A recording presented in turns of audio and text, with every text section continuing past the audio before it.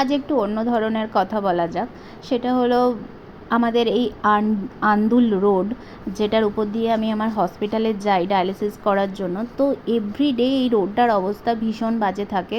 তাও আমি যেদিন এই ভিডিওটা বানিয়েছি সেদিন একটু জ্যামটা কম ছিল, কিন্তু এখানে তুমি সকাল 10টায় যাও, দুপুর 1টায় যাও, কি বিকাল 5টায় যাও, রাত্রি 12টায় যাও, বা সন্ধ্যা 8টায় ফেরো, যখনই যা করো এই রোড অলওয়েজ জ্যাম থাকে।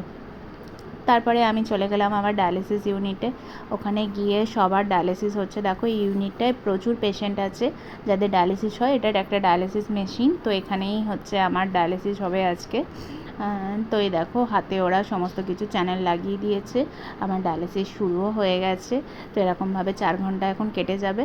তো আগে আমার চুলটা দেখো কীরকম বড়ই ছিল, কিন্তু রিসেন্ট আমার এই হসপিটালে অ্যাডমিট হওয়ার জন্য আমি চুলটা কেটে ফেলেছি।